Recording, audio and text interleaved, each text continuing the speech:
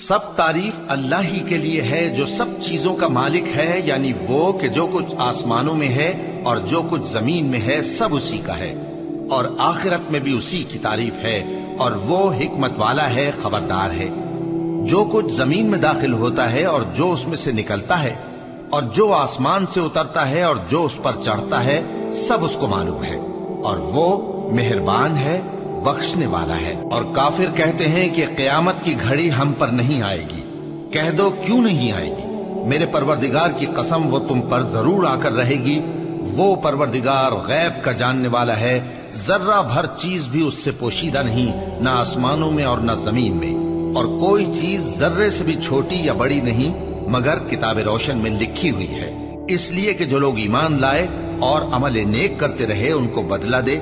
یہی ہیں جن کے لیے بخشش اور عزت کی روزی ہے، اور جنہوں نے ہماری آیتوں کے بارے میں ہمیں ہرانے کی کوشش کی ان کے لیے سخت درد دینے والے عذاب کی سزا ہے۔ اور جن لوگوں کو علم دیا گیا ہے وہ جانتے ہیں کہ جو قرآن تمہارے پروردگار کی طرف سے تم پر نازل ہوا ہے وہ یقیناً حق ہے، اور اس اللہ کا رستہ بتاتا ہے جو غالب ہے، قابل تعریف ہے۔ اور کافر کہتے ہیں کہ بھلا ہم تمہیں ایسا آدمی بتائیں جو تمہیں خبر دیتا ہے کہ جب تم مر کر بالکل ریزہ ریزہ ہو جاؤ گے تو تم نئے سرے سے پیدا ہوگے؟ یا تو اس نے اللہ پر جھوٹ باندھ لیا ہے یا اسے جنون ہے۔ بات یہ ہے کہ جو لوگ آخرت پر ایمان نہیں رکھتے وہ آفت اور پرلے درجے کی گمراہی میں پڑے ہیں۔ کیا انہوں نے اس کو نہیں دیکھا جو ان کے آگے اور پیچھے ہے، یعنی آسمان اور زمین؟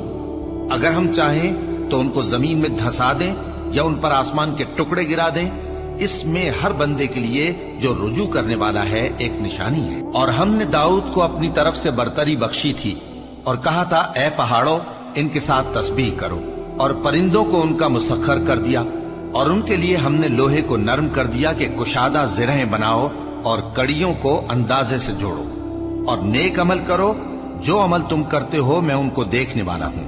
اور ہوا کو ہم نے سلیمان کے تابع کر دیا تھا، اس کی صبح کی منزل 1 مہینے کی راہ ہوتی اور شام کی منزل بھی مہینے بھر کی ہوتی۔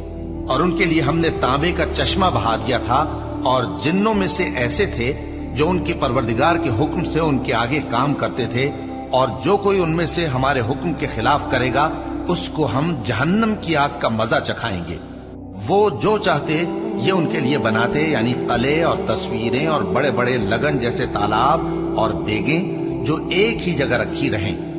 اے آل داؤد شکر کرتے رہو، اور میرے بندوں میں شکر گزار تھوڑے ہیں۔ پھر جب ہم نے ان کے لیے موت کا حکم صادر کیا تو کسی چیز سے ان کا مرنا معلوم نہ ہوا مگر گھن کے کیڑے سے جو ان کے عصا کو کھاتا رہا۔